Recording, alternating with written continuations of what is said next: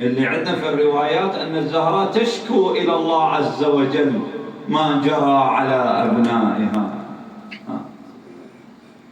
لكن ماذا نتساءل، هل ستأتي بتلك الحالة كي تكون شاهدا على من ظلموها ومن عصروها بين الحائط والباب، ومن قيل له إن في الدار فاطمة فقال وإن صاحت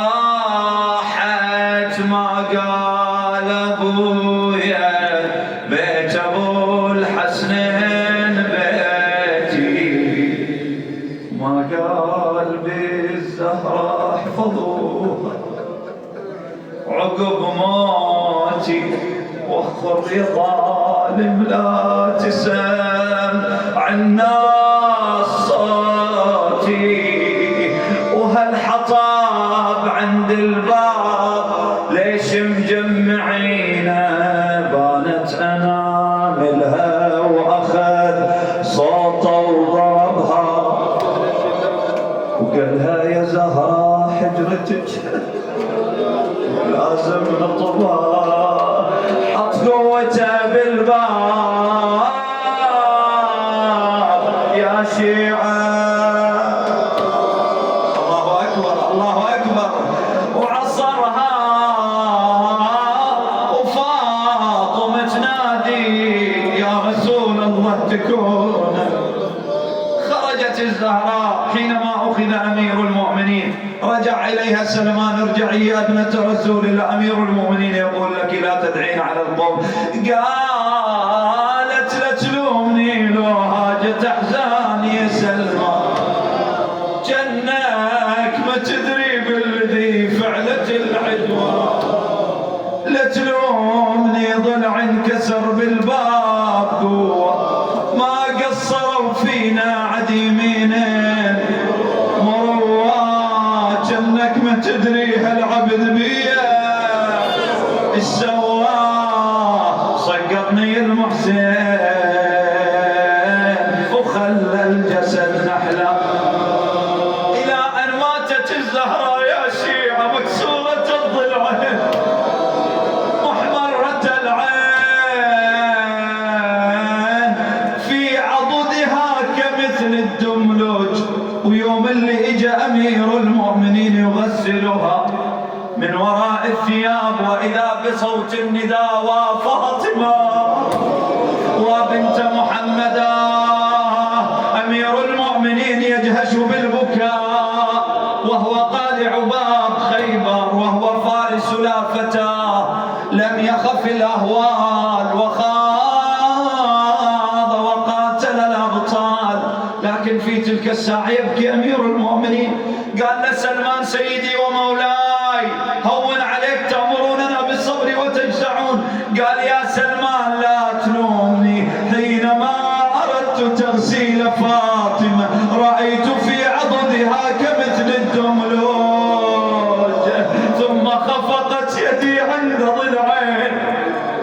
هذه مو أيمرة مو أيمرة، هذه فاطمة الزهراء سيدة الوجود يا شيعة، وإذا بها بتلك الحالة نحيلة الجسم، جسدها كالخيال.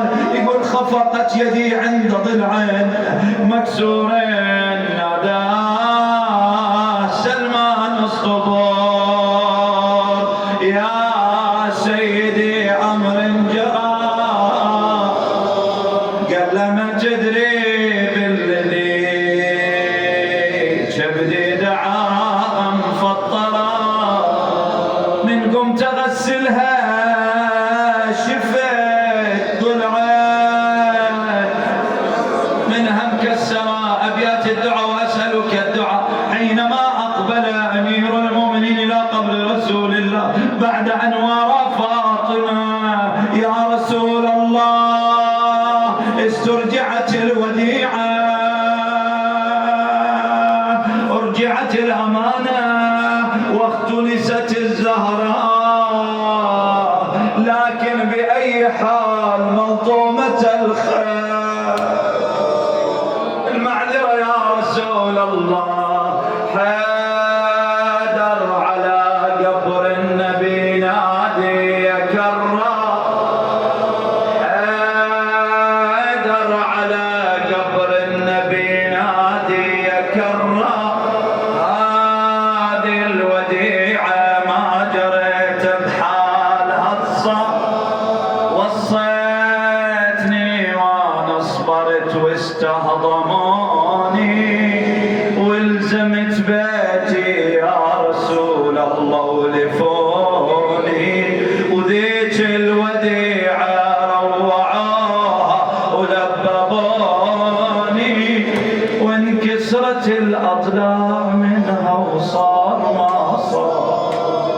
وانكسرت الأضلاع منها وصار ما صار.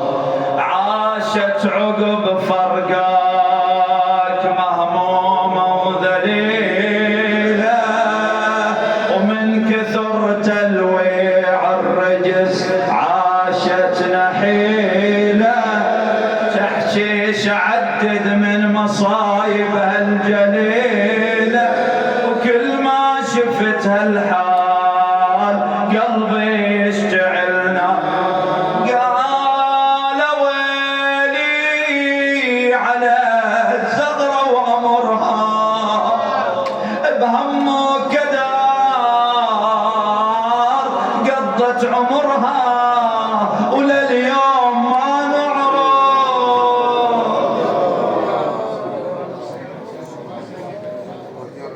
بنت من أم من حليلة من أريد من سن ظلمها وأذاها.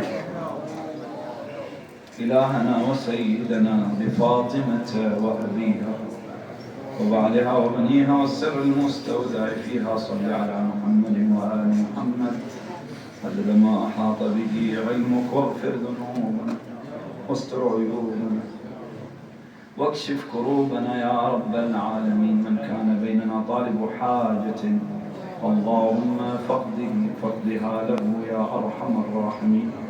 اللهم إن أعظم حوائجنا هي تعجيل فرج مولانا صاحب العصر والزمان. عجل لوليك الفرج يا الله، سهل له المخرج، اجعلنا ممن يذكره أبدا دائما، وممن يدعو له يا رب العالمين، ومن أنصاره وأعوانه والذابين عنه. المرحوم الحاج أبو حسين عبد النبي عالم حميد، اللهم ارحمه برحمتك، اسكنه الفسيح من جنتك إليه وإلى موتانا موتاكم، موتى المؤمنين والمؤمنات وموتى المسببين والشهداء والعلماء والصالحين. الفاتحة معها صلوات.